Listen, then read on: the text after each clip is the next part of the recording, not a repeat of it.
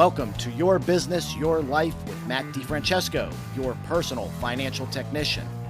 Whether you've had years of success in your business or just starting out, High Lift Financial can help you create a vision for your business, life, and family, and align these for generational wealth.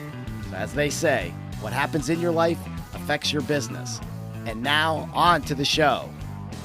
Well, hello and welcome again to Your Business, Your Life with your host, Matt DiFrancesco here. And, a lot of times during this end of the year, it's a good time to kind of evaluate how your year went and what you want to look coming into 2022. So I'm really excited today to have my guest, Bob Miller. And Bob's a specialist in automotive repair training, and it's whether it be management, profitability, customer service, or technical in nature. And his career spans over 34 years. He began in repair facilities that range the full spectrum of independent shops, including having his own for a while. So, and I guess you've also worked in dealerships too, right, Bob? That's correct. Yeah. Yeah. So Bob's developed training, including online, and has extensive experience delivering both classroom and hands-on. And he's committed and dedicated to the automotive education and customer service education. His style is to conduct and supervise training in a way that enhances the students' productivity and quality of work to meet the rapid pace of change in the automotive repair industry. And if you've been watching or listening to many of these podcasts, we've talked about a lot of those changes. And I think that's something that Bob wants to highlight here too. So with Bob's extensive experience, I'm really excited to hear his insights. So, hey, Bob, welcome to Your Business, Your Life. Well, thank you. And thank you for this opportunity, Matt. I appreciate it. Oh, that's no problem. That's no problem. We actually met in a interesting way. I found him on my wife's LinkedIn, or not my wife's, my sister's LinkedIn. And I'm like, how the heck would she know an automotive guy? So anyway, that's kind of how the whole connection started there. So I'm not even sure how you got to know my sister. Actually, I met her through a company that she worked for, and I did some contract training for them back a few years. So, she's a good person. Yeah, exactly. Families always have their good and their bad. So we'll see how this all works out here. So, But anyway, so Bob, I gave a 30,000 foot view of kind of your background and experience. And I just wanted you to kind of give the audience a little more insight into your background and why you are so passionate about helping shop owners achieve what they want to achieve. Absolutely. Well, I've been around the block, that's for sure, Matt. And if you think of anything that has to do with either motor vehicle training or specifically automotive, I've probably been there. I started out as a wrench way back. Right. And went from there to teaching. And I'm not going to tell you how many years I've been teaching because I'd be embarrassed at that. But, I enjoy it. I enjoy seeing the light bulb go on, so to speak, in the person's eyes. When they pick up a concept and they know how to do something that they didn't know when they walked in that night. So, I enjoy it. And that's the reason I've stuck with it for as long as I have. I've been, as I said, been around the block, independent repair shop, dealerships, aftermarket. And then about 15 years ago, I decided that I was going to start my own company. And so I started training them now at that point, and it's been a success. And I have a following of people that pretty much goes across the country. Wow. So I enjoy it. That's why I'm doing it still. So. Oh, that's awesome. That's awesome. So you're training both on the technical side and on the business management side, correct? That is correct. Yeah, I have a class I put together from observing shops and seeing where their greatest needs are. Mm-hmm. And, I cover profitability in detail because that's a key thing. And that's the thing that's missing in a lot of cases. So, right. I've spent a lot of time on that. And, it's funny because some of the things that are draining your profits are so simple, and just have to think about them and take care of it. And, you benefit from it. Right. Yeah, and it's interesting. That's what, in kind of my experience, I'm seeing a lot of these shop owners. They're excellent technicians. Most of them, grew up within the shop, either bought the shop or started their own, and but they're less skilled as business owners. And while they have the resources on the technical end, they don't always have the resources to be the kind of owner that they need to be, and also be entrepreneurial. Because I think, and you can correct me if I'm wrong, because you've got a lot more experience in the area, that with so many changes and how rapidly the automotive repair industry is changing, that they're going to need to start developing more of an entrepreneurial mindset as they move forward. Absolutely. And and I wanted to see what you see in your work and how you feel shop owners can become better business owners. Yeah. And, it's important to think outside the box, I think, in a lot of regards. And, one thing that would help any business is develop and repeat customers.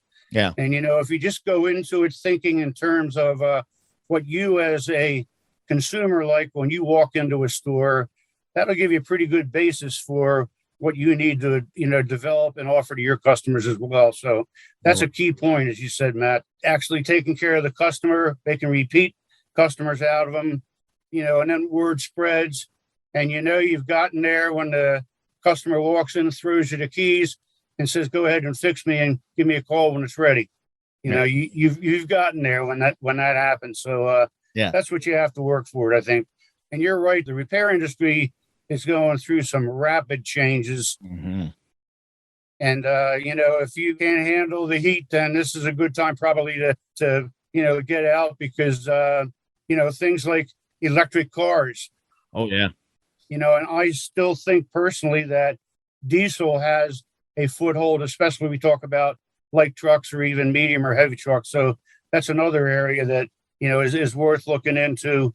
One of the biggest challenges I see for shops is holding on to their personnel. Oh, yeah. In so many cases, the technicians are in a revolving door, so to speak. And, they go down the street to another shop and you're looking again for it. So, that's something that we need to really work on too, is to, get the customers to stay and get the technicians to stay as well. Right. And some of my other guests, we've talked about the idea of the customer experience, but I want to touch on just what you talked about, keeping the technicians. And, why are you seeing technicians leaving? And what do you think the shop owners can do to help entice them to stay? What are some of the things that you can put into place? For a period of time, I worked for a major vehicle leasing company, ARI, probably have heard of it.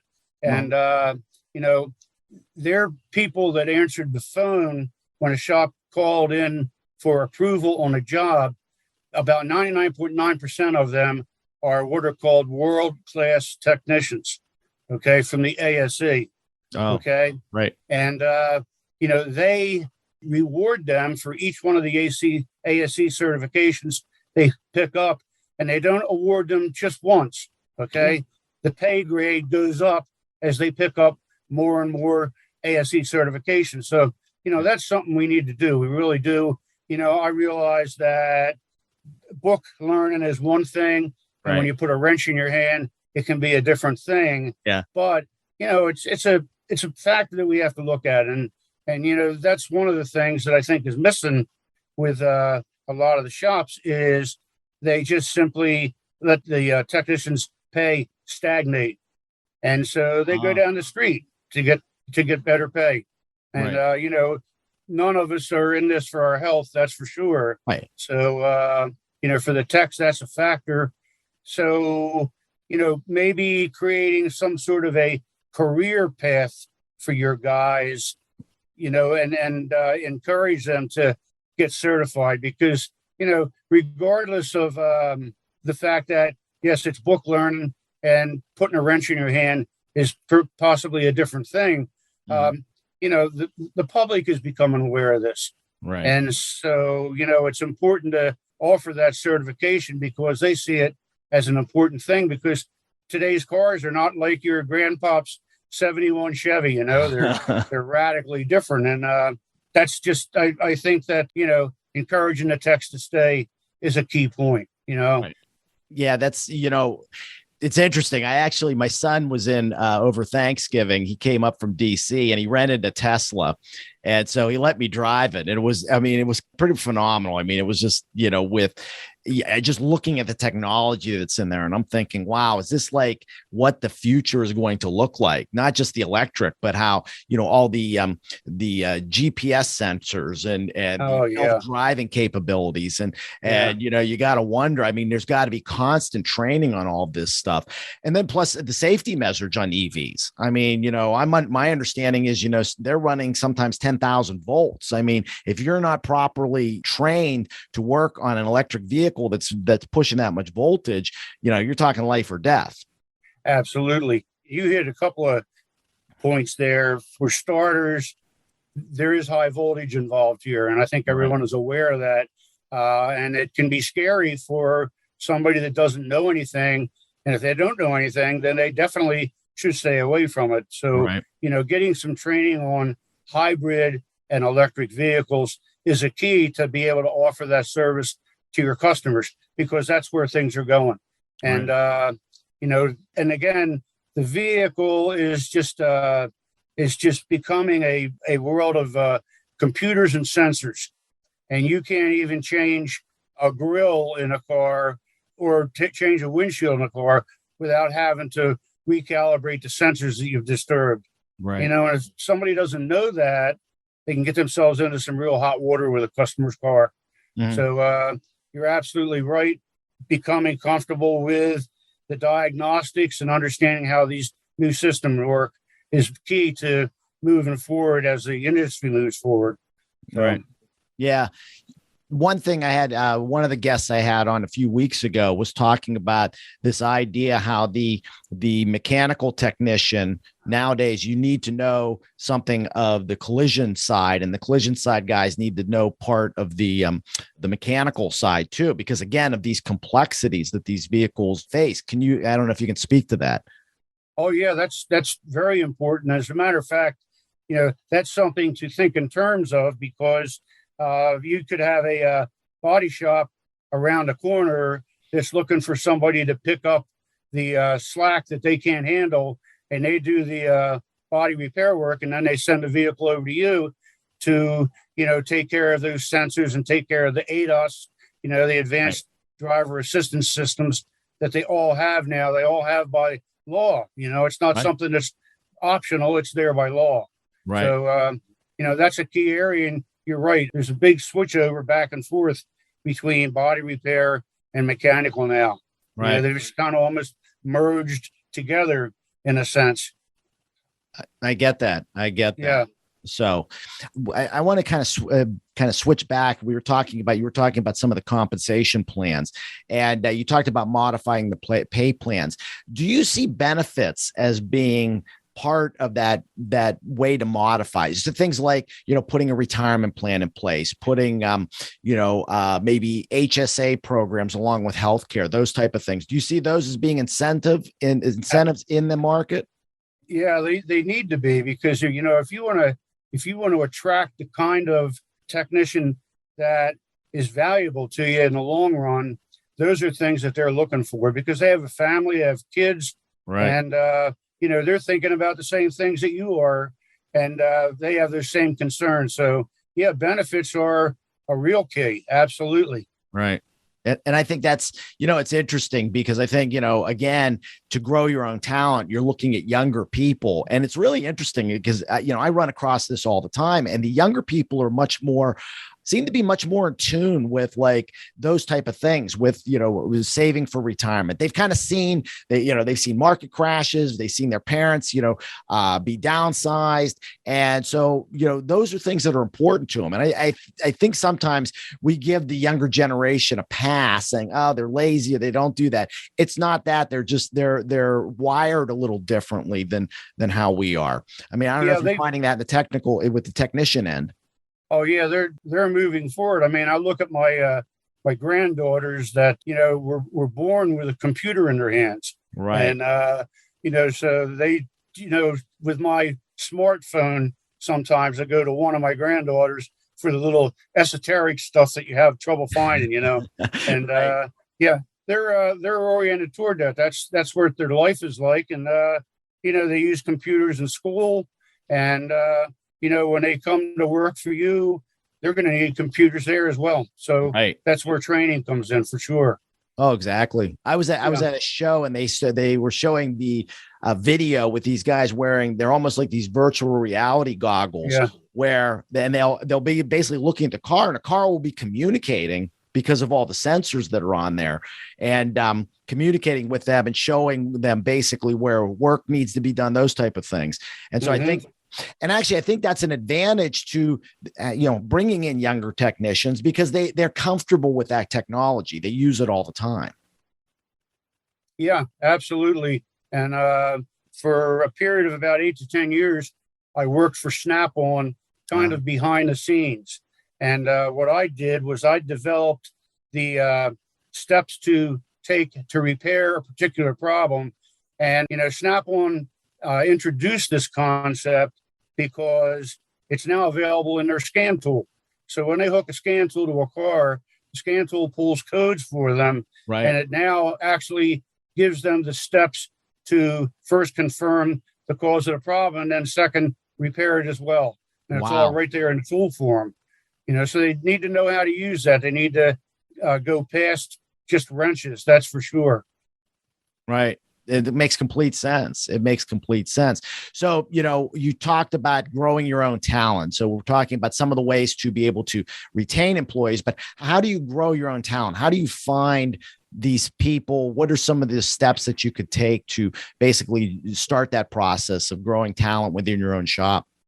I would, start with the local VOTEC school, Uh-huh. and I would introduce myself to the guidance counselor in that VOTEC school, introduce myself to the instructors that they have in their automotive and truck shops, and maybe do a little career day type of presentation for the guys in the class, of course, with the approval of the instructor, but, make them aware of the fact that your shop can meet those challenges on the new vehicles and that you are equipped and prepared to meet that challenge.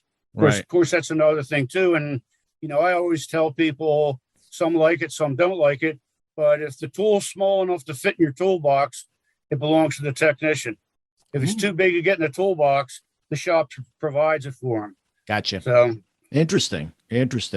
So we looked at, going to your local VOTEX, creating a career path, tweaking the pay plans and benefit plans as needed. Anything else that the shop owners should maybe look at?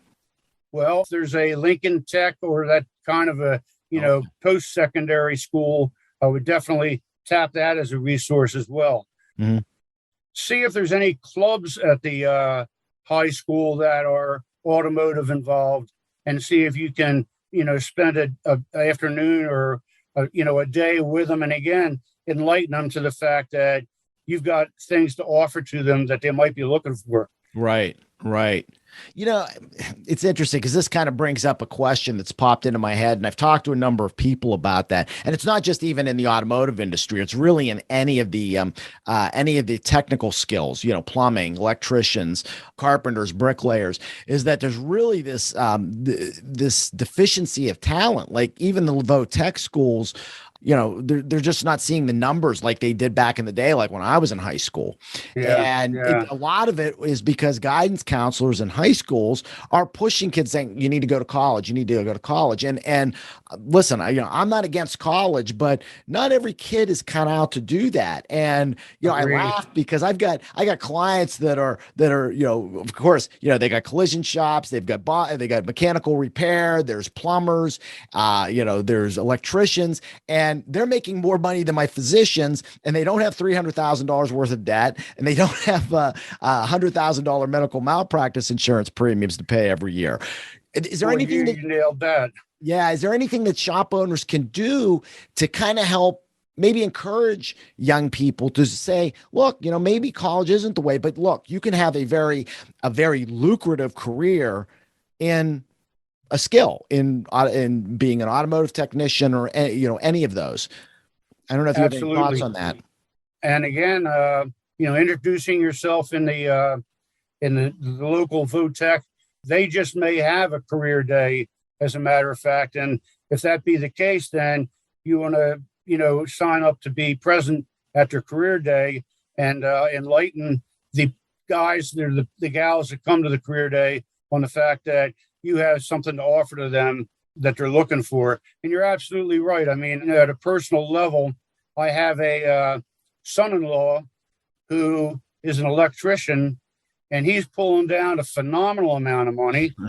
And I've got a couple of granddaughters that went to college and they can't find a job in their area of expertise that they graduated with.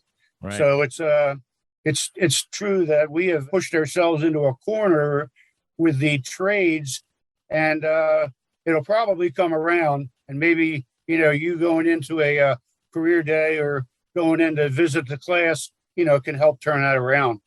Because I agree with you 100% on that one, Matt. That's for sure. Oh, that's yeah. I think, and again, I think especially a shop owner who's looking has maybe more of an entrepreneurial mindset. These are, I think, proactive things that you can going into the schools to talk to kids about this, because, like I said, they're not getting it in the schools. The guidance counselors are, they have no idea. As a matter of fact, I've had friends of mine who have done, one of my best friends, his son didn't want to go to college, got into diesel repair, and he was actually looked down on, like he was put down by the principal, because he wanted to do that. And I just think that, to me, that's like, oh my gosh, what are people thinking?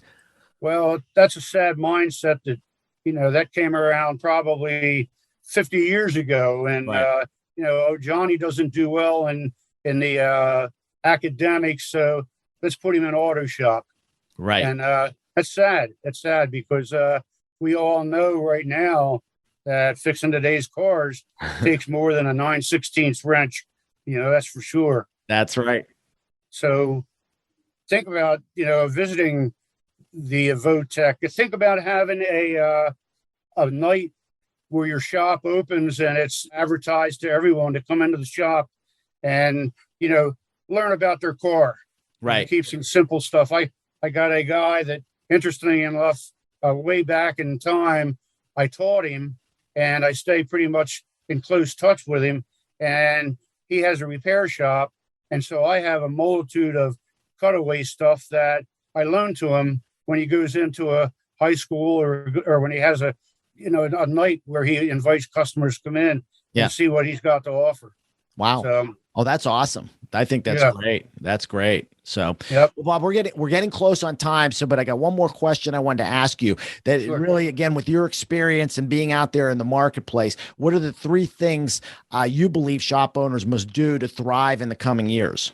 Well, I think, first of all, that they need to build repeat customers. I think that's a really important point. Secondly, they need to grow their own technicians and offer a career path to them.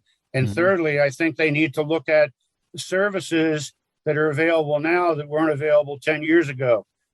Maintenance, for one. And so the customer comes in and he comes in for maybe a simple oil change, and you say, Mr. Smith, do you follow the maintenance schedule that Ford specifies for your Taurus? And you stop and see what his answer is. And then, depending on what his answer is, you go in the appropriate direction with them with your dialogue. Other things, air conditioning. Something else to think about is to visit the local factories or local office buildings and introduce yourself to the managers or whoever, and maybe give them a flyer with a bunch of flyers with a business card stapled to each one, and tell them that if they present that card when they come to your shop, and then have some sort of a spiff for them, whatever it might be, a free oil change or something. Oh, that's fascinating. That's a really good idea. I like that. Yeah. Anytime you can, there's a great book came out years ago by a guy named Robert Cialdini called Influence, about the six items for persuasion. And one of them is this idea of reciprocity.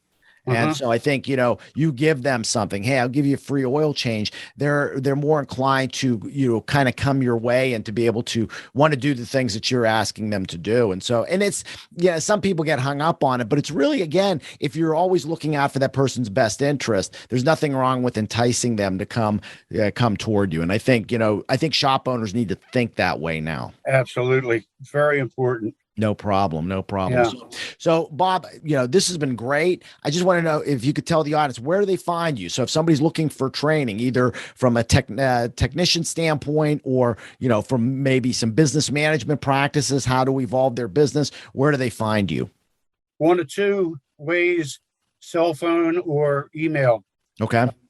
Keep in mind that my weeks typically involve leaving on Monday and coming back on Friday. Okay. So if you do send me an email message, I'll get back to you that night. Typically, if you call me, it's going to go into voicemail, and I'll call you back at my first opportunity. But train them now at gmail.com. Okay. Or my phone number 610-505-7561. Right. And we'll put that all in the show notes too. And you can also contact me at highliftfinancial.com. I can get you in touch with Bob or any of our guests here. So feel free to reach out too. But Bob, you have any closing thoughts that you wanted to share? I just think that this industry offers a tremendous opportunity for profitability. Mm-hmm. And, you have to do what you have to do in order to create profitability for yourself. So don't be afraid of it. Just step outside the box and do some of the things that we talked about.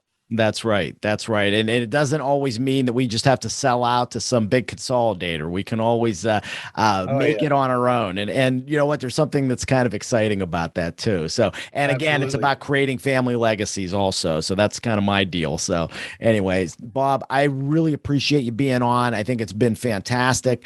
And again, just great resources. And I'm sure the audience is really gaining a lot from what you shared with us today. Well, my pleasure. And, anything in the future that I can help you with, don't hesitate. No problem. No problem. And as always, the last thanks goes to you, the audience. Thank you for listening to Your Business, Your Life with me, Matt DiFrancesco. If you've not subscribed to the podcast, please click on the subscribe button below. That way, whenever a new episode comes out, it'll download immediately to your device. And it also makes it easy for you to share with your friends and family or anybody that you know that would benefit from the information that we provide. So, also, if you're watching this on YouTube, or again, you're listening on Apple, Google Play, Spotify, any of the great channels, if you like what you're hearing, please give us a 5-star review. That way we move up on the list and more people can get the information that we're providing. So with that, I want to just thank everybody for listening to Your Business, Your Life, and take care and God bless. And we'll talk to everybody real soon. Hey, I really want to thank you for listening to the Your Business, Your Life podcast. If you want to be notified when new episodes become available, click the subscribe button below. The information covered and posted represents the views and opinions of the guest and does not necessarily represent the views or opinions of High Lift Financial. The content has been made available for informational and educational purposes only. The content is not intended to be a substitute for professional investment, legal, or tax advice. Always seek the advice of your financial advisor or other qualified professional with any questions you may have regarding your business or personal planning. DiFrancesco Financial Concierge, LLC, DBA High Lift Financial, is a registered investment advisor. Registration with the United States Securities and Exchange Commission or any state security authority does not imply a certain level of skill or training.